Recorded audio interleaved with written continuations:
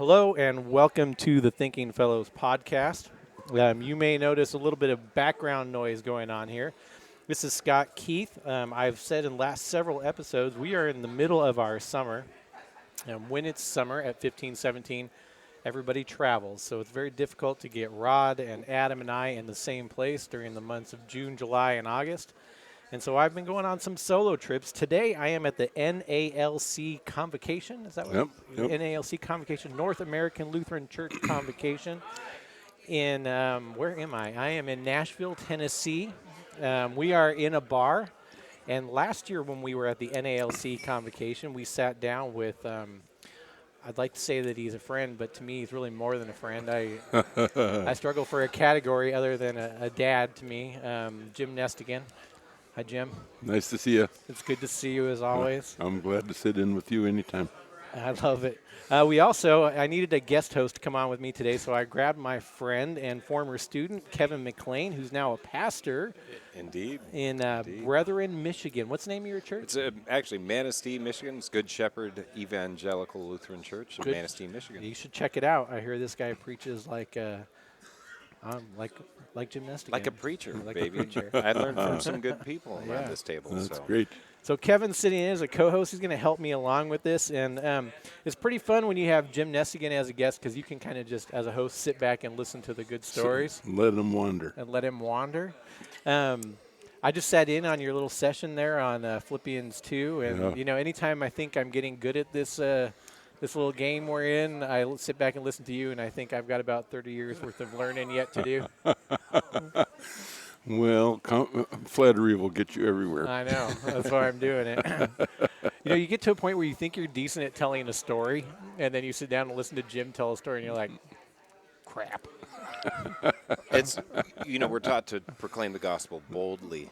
And I know I have a little too much fear still in me in these early years in my ministry because I will not make a reference to the two bulls joke that I heard you reference earlier today. Right. That is courage, my friend. That's some good stuff. Well, one of my best friends ever is here. Yeah. He represents the best of Southern Lutheranism. There was a famous group here called the Tennessee Synod. The North Carolina Synod in those days, early to mid 19th century, had gone to hell. It had gone over to, progressive liberalism. It was just deader than a doornail. And there was a group that rose up against it called the Tennessee Synod. And among the leaders was David Henkel, who was a translator of the Book of Concord from over in Newmarket, Virginia. And there is an absolutely fabulous tradition that comes out of those guys in the Carolinas and in the eastern part of Tennessee. And some of those guys were in the audience today. One of the best of them. And to me, they are men of faith who have kept the faith in face of the onslaught. And so it was absolutely thrilling for me to be here and see those guys again. I mean, one of them is getting up. It's hard for him to walk, and he got up to receive the sacrament, and it took him about 15 minutes to get up there and back. And he's struggling with himself, but boy, the minute he hears the word, it's just like a light goes on, You just have to love him. It's a gift to keep company with men like that. Well, to me, those guys have been they've been the ones that have sustained me through all of this mess over the last several years. And I saw Larry today, and I just wept for joy. There he is. He can hardly drag his body around, and he's up there confessing right in front of everybody. It's beautiful. Oh, it's just fabulous. So, Jim, a couple weeks ago I gave you a call, and I said, hey, I'm going to be in Nashville with you. Can we do a podcast? And you said, sure. You bet. I said, hey, I'd like to follow in this line. We've been doing episodes on different heroes of the Christian faith, and we've done now 2 episodes on Luther. We did sort of early Luther, We did mid-career Luther. We had Donovan Riley help us out with the mid-career. Oh, sure. He took your name in vain a couple of times I and told suppose. some stories about you that, I don't know. But I called you and said, hey, would you like to do Luther in his late career? And you said, yeah, I can do old man Luther. I can relate to that. Yep.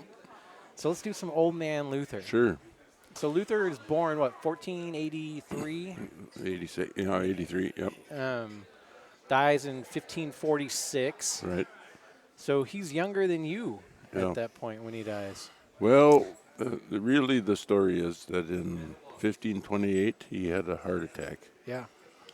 that he barely survived, and so So he's a young man in 1528 having a heart attack. right. But he used himself horribly. Right. I mean, he didn't pay any attention, and even after he married, he was inclined to work. He would disappear into his office for 3-4 days at a time, and he would work continuously through that time without food or rest. Jeez. And he would, he would produce copiously, abundantly, Right. more than you could imagine. Right. And then he'd collapse and fall asleep, and he'd wake up again and go again. And though Catherine von Bora was, more than his match, she couldn't control that. Sure. He didn't have any control over it either. Right. And so, especially in the early 30s,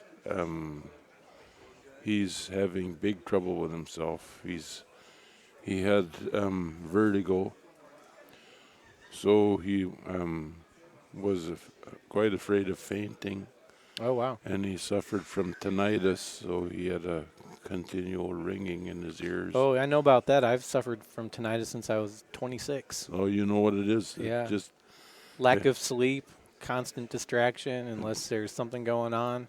drove him to distraction. Yeah. I mean, he didn't know what to do with it. And there was really no diagnosis available other Right. than, you got ringing in your ears, Right. which you knew already Yep. and didn't need to be told. It's funny. It's not much different today, to No. be honest with you. No. I mean, they tell you have tinnitus, and it's like Good luck. You have tinnitus. Yeah. So This is the world's most vaunted medical profession, Yeah. that charges you $1 million for the pills and tells you to go home and take a nap. that's right. Yeah. Big deal. Like Bill Lazarus used to say, I don't know what the medical profession is so impressed about. We all die anyway.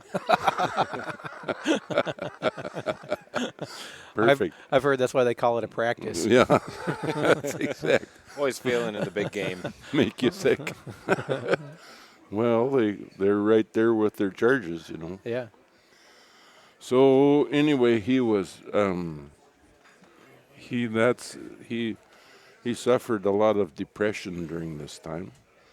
He was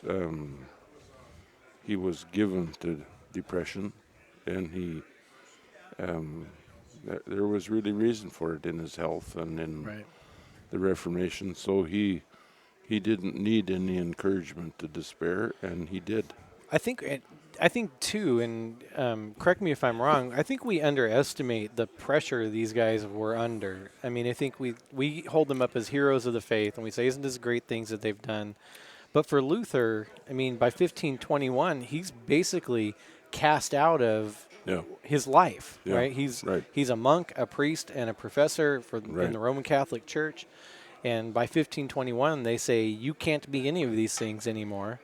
And Right. from that point on, another 25 years of just trying to figure out even what to do. Yeah.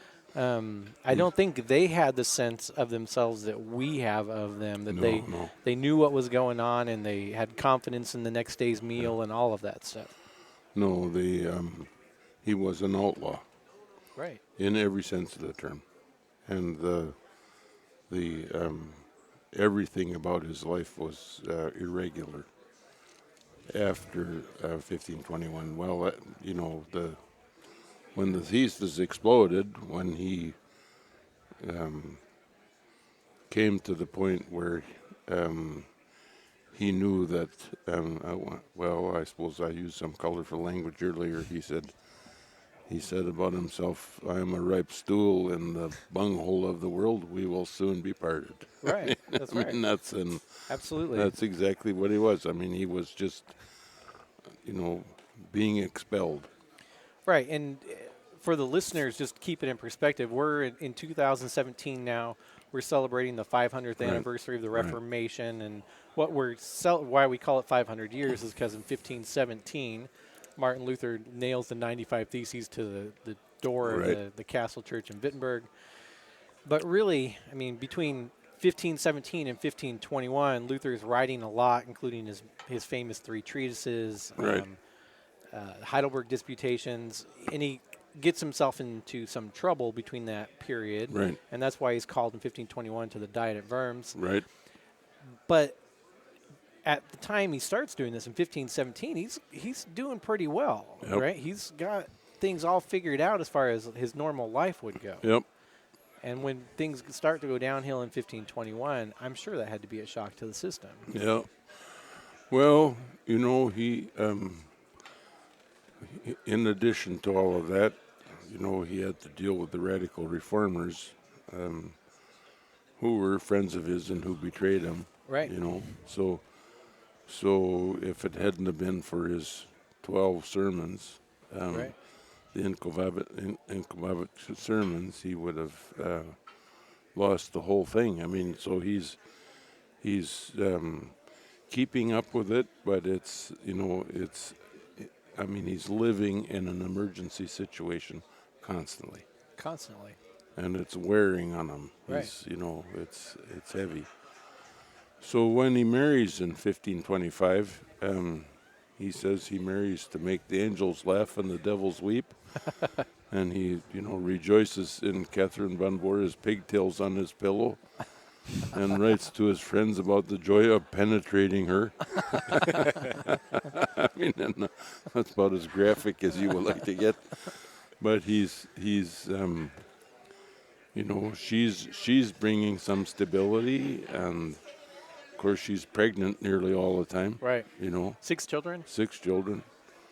So it's, when the kids are filling up the house and he's trying to come to terms with things, and then he has that heart attack in 1528 and more heart trouble in 1531. So it's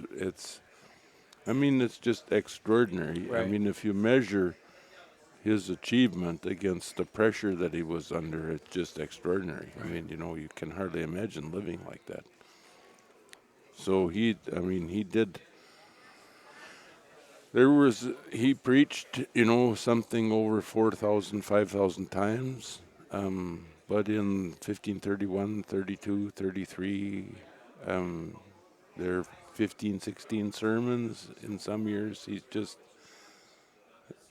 gets into the pulpit and the tinnitus takes over, or the vertigo, and he's just having a battle. Right. So he's a different man after this. Right. And we even like to say that he got past his Anfichtungen, at the point of his evangelical discovery, but he still fights that. He still fights the sense of despair and looming doom. Yep. And maybe it goes from, he's no longer fighting this despair over assurance of his salvation, but his earthly life, even when he's prosperous, he knows can be taken away at any minute. Exactly. No, that's the reality. The reality of his life is a continual testing, where he can't take anything for granted. Right. So I had a good friend who died some years ago, Douglas John Hall, who was at Montreal, and he talked about Luther's extraordinary sensitivity. But if you look at what produced that sensitivity, it's not surprising. Right. When you live at that level of angst, just all the time, it produces a kind of, you either come to faith or you die. Right. Right. One or the other. Yeah. Being in a parish you're working every day just in the life of the parish. Oh, yeah. People are dying. People are getting married. They're having kids. You're Yep. baptizing children. You're trying to be a husband and a father. There's so much that goes into that. And if you add into that situation the fear of death that we generally don't experience here in the United States, Right. that our brothers and sisters in Africa do, the kind of pressure that's on someone. You see, even like the Sermon of the Castle Pleisenberg at the Yeah, eve of yeah. the Reformation, Sure. it ends not because he's done preaching. It ends because he's physically incapable of proceeding. carrying on. Yeah. Yeah. Exactly. And- No, that's, when you know the kind of trouble he was in, that's not surprising. But what is surprising is that he and Catherine von Bora maintained a kind of a level of public function. That was just astonishing. They're running a hotel, they're running a dormitory, they're running a chapel, they've got classrooms in the house. Right. An infirmary during the plague. Exact. It just never stops. And both of them are the kind of people that you load them up and they carry. Right. And that's the story of the last years of his life. He did some magnificently stupid things. You could, if you look at his writings on the Jews and his actual relations with the Jewish community, you can see where they come from, where the anti-Jewish writings come from. But even still, they're excessive in a degree that's inappropriate and indefensible. Finally, in the end, they're more understandable. They're more historical. There's more reality to them. But even still, you have to say, well, why did he say that? Why didn't he just shut up? Yeah. I mean, putting things in context doesn't excuse guilt. Really. No, it Yeah. doesn't excuse it at all. Yeah. No, it is for a pastor, I think, to experience frustration. You throw your heart and your life into this, and especially for Luther, in a way that most of us will never experience. But to reach the end and to know that you're getting close to that end, and to feel that there have been ways where I failed. Yeah, For that's somebody, tough. That's tough.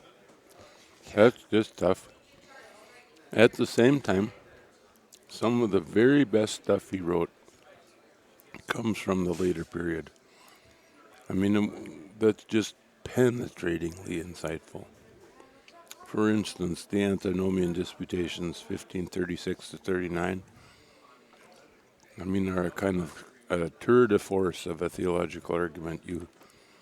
It's just a magnificent, a powerful explication of the doctrine of law. That's something that we, in modern Lutheran disputation, I think would do well to read and to revisit. Oh, yeah, you can't. Now there's a translation available, and it's pretty good. The Decalogue is eternal. That's kind of an unfortunately polemical claim, but it's fun. It's a good translation. Yeah. And you can, if you read the Genesis commentary, 8 volumes. I spent a whole year and I read the whole blame thing from start to finish. And it is absolutely gorgeous. The last parts of it are written very late in his life, 1545, 44, 45 into 46. And he died in February 46. But still some of the finest stuff on repentance that you can find, where he's just measuring it right down to the millimeter.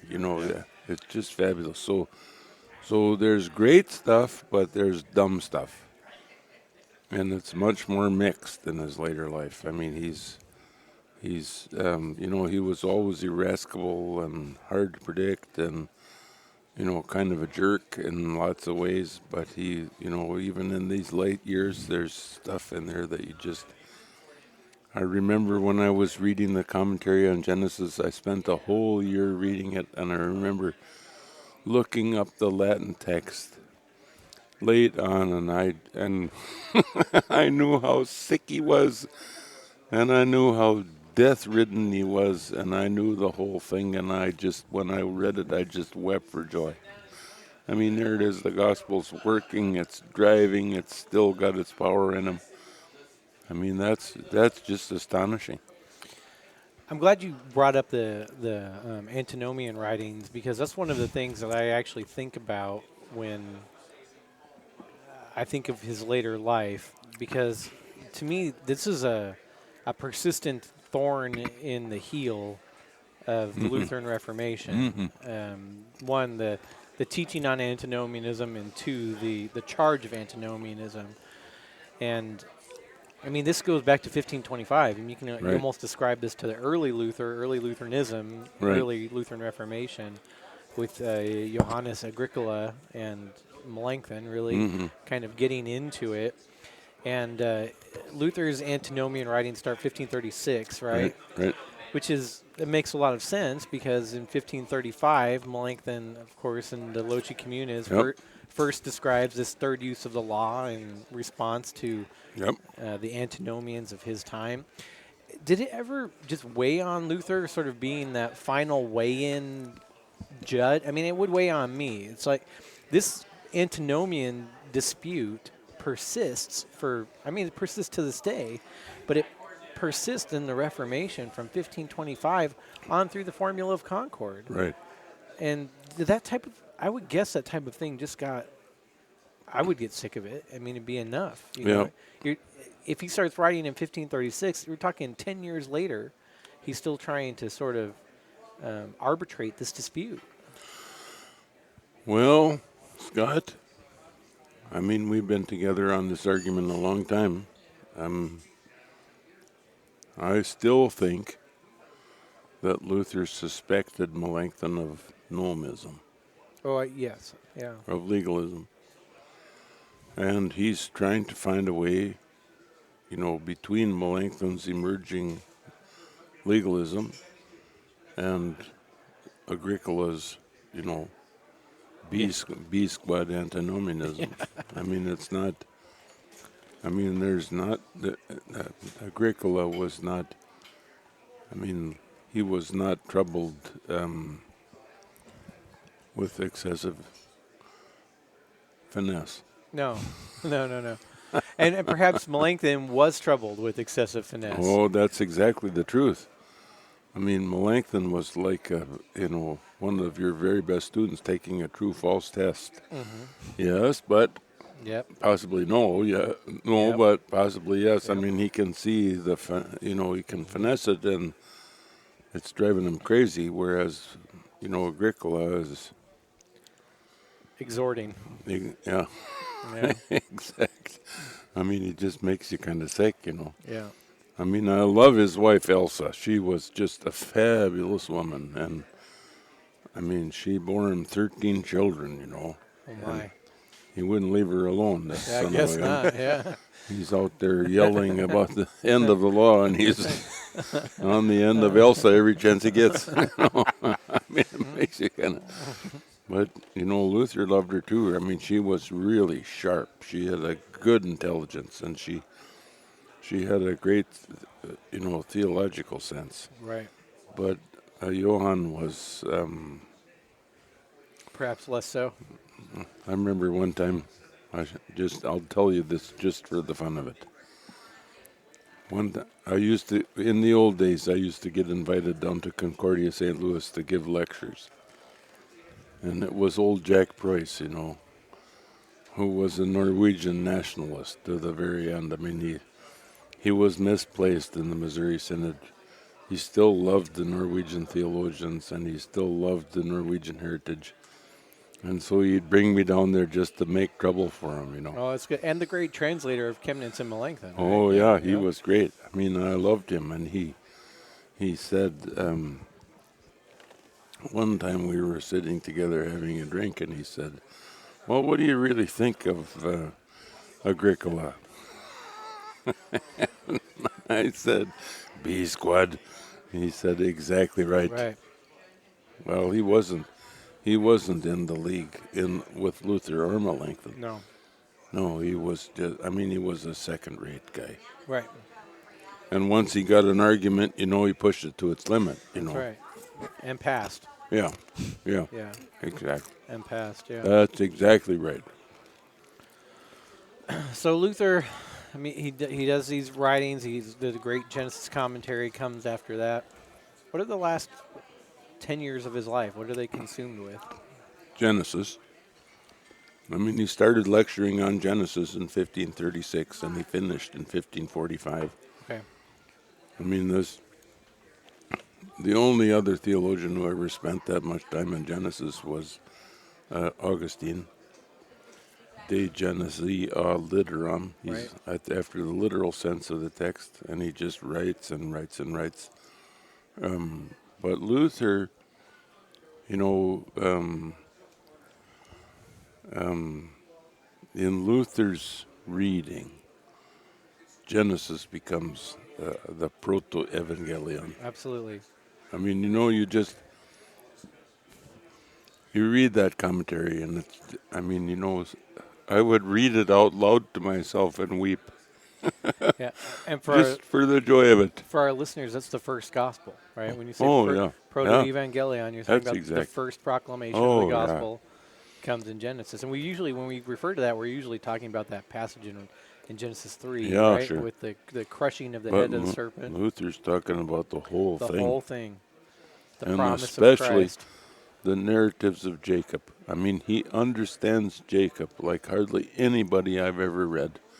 And he understands Jacob not in in an abstract theological sense, but he understands him personally. And he's becoming Jacob in the course of the text. And he identifies so completely with Jacob that Jacob is living. And you can hardly imagine it. I mean, Right. where a man has become so possessed with a text that the text is interpreting him. I mean, he's lost himself in the text, and he no longer knows any distinction between himself and the text. He's just rejoicing in everything he hears. You know what? I can't imagine it because I've seen you talk about, speak on Philippians and the Apostle Paul, and I've seen you speak on Luther. Well, he just, And you become these people. Yeah, that's exactly what happens. Well, it's the Viva Vox Evangelii, the living voice of the gospel. And when the gospel gets hold of you in that way, you just start to sing because the gospel is singing in you. I mean, that's what's happening in that commentary. And it's absolutely electric. I mean, And I love to hear you say that he identifies with Jacob and he becomes Jacob because what a character. I mean, you could say a liar and a thief, they were meant for one another. Yeah. Jacob's not B squad when it comes to being a cat and a scoundrel. No, is he? he's a real jerk. Yeah. I mean, you just have to love him. And then you deal with, the Jacob did I love and Esau did I hate. Yeah. And you say, what the heck is going on here, God? Yeah. God, it seems like you like to confound our way of thinking about things. Exactly right. He likes to confound thinking in the manner of Aristotle. Yeah. He loves sinners. Yeah. And Jacob qualified, boy. Yes, he did. This is Luther, Christ on every page. Yeah. On every page. And in the book of Genesis, the fullness of Christ abides there. Yeah. And you see a God who loves sinners, a God who chooses sinners, and a God who doesn't is no respecter of persons. Yeah. And so when we encounter Scripture in that way, you are without excuse. God is good. Look at what he does. He takes pieces. Well, You're so much without excuse. I'll describe my beloved as Jacob. Yeah, right. The supplanter. No, exactly. Or Abraham. I just think love Abraham, too. No, I can remember sitting in my basement. My wife was working as an attorney, and I couldn't. Is this in Minnesota? In Minnesota, so in your house now or your old house? Our old house. So I couldn't leave home, I was the chief cook and bottle washer. She was earning us a living. Yep. I mean, seminary teaching, of course, is an assurance of poverty. Yeah. So we You didn't take the vows; they took you, huh? it took you exactly, and the dean was exacting his vengeance for imaginary sins. So That's the imaginary sin of proclaiming the gospel. yeah, exactly. Yeah. So, I mean, I would sit down there in my basement and read Luther, and just, I mean, I can remember sitting there thinking this is absolutely inspired. I mean, Yeah. there's just no, because the subject-object distance has disappeared. Luther is Jacob, Right. and he's singing Jacob's song, and he's singing on behalf of Jacob. And when you hear him do that, you just know he's half nuts. Yeah. But he's speaking. There's all these beautiful passages where he speaks in God's voice, where he speaks as God. You know,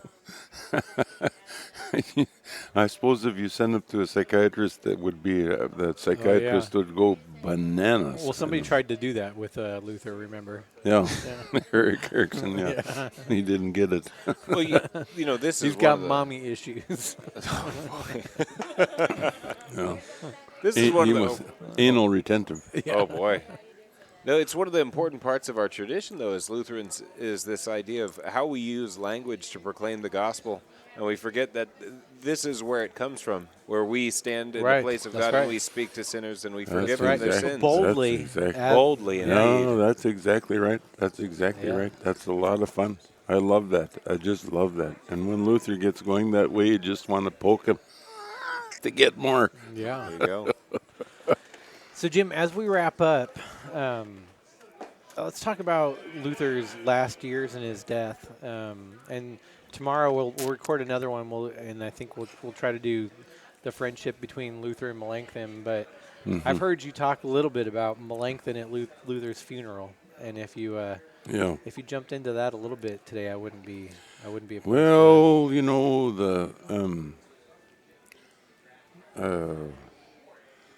Luther's death was not unanticipated. Catherine von Bora was just beside herself with anxiety. There was another conflict between the nobility over in Mansfeld, and they wanted Luther to come over. He spent a lot of his time in his last years as a mediator. Which is interesting. Bob Kolb describes Melanchthon as an ambassador for the Reformation. I think that's accurate. I do too. But I think it would be very accurate to say Luther is the mediator. Yeah. Oftentimes, between you can correct me if I'm wrong, between conflicts that Melanchthon maybe started as ambassador. Yeah. I think that's exactly right. Yeah. He was, the difference between Luther and Melanchthon is that at one point is that Luther knew that God was in control. Melanchthon was pretty sure he was. Well, that's funny that you say that, because one of the things I found is that Melanchthon's intense drive for doctrinal clarity very much puts him gives him the responsibility. He feels like he has to. I think he feels like he has the responsibility for making this as clear as possible. And he was a genius at it. I mean, there was a level of clarity that you can hardly find anyplace. Right. But in so doing, Yeah. he's really at times making things to the uninitiated, especially, very unclear. A little bit too clear. Yeah, or a little bit too clear. Yeah, exactly. So Luther was called over to Mansfeld to negotiate a conflict. And there's a fabulous letter that he wrote to Katie when he was going over there. She didn't want him to go. And he took one of their sons along, and he wrote a letter to Katie from Eisleben. Yep. He said, that thanks to your anxiety, I was going past the brick wall, and a brick fell out of it and fell right on the wagon. If you'd worry a little bit more, I'm sure it would have killed me, he said. So I love his snarkiness. Giving her a bad time. That's a lot of fun. But then that night he had a heart attack. Again, And this time it was no fooling. I mean, it was big time. He retired to his room, and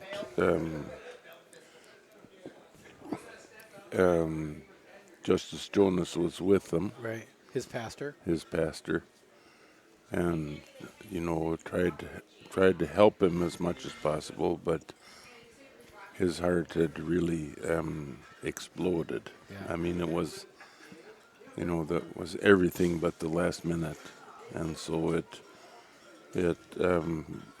he retired to his room and he was resting there, and about 2 o'clock in the morning he had another heart attack, and this one was lethal.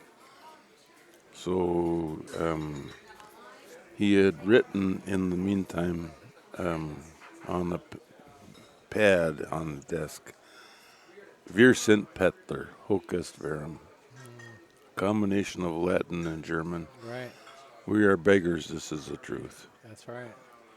And that was the last written word that there was. And this is out of 126 volumes of writing. There's just this one phrase, "Wir sind Pettler, hoc est verum."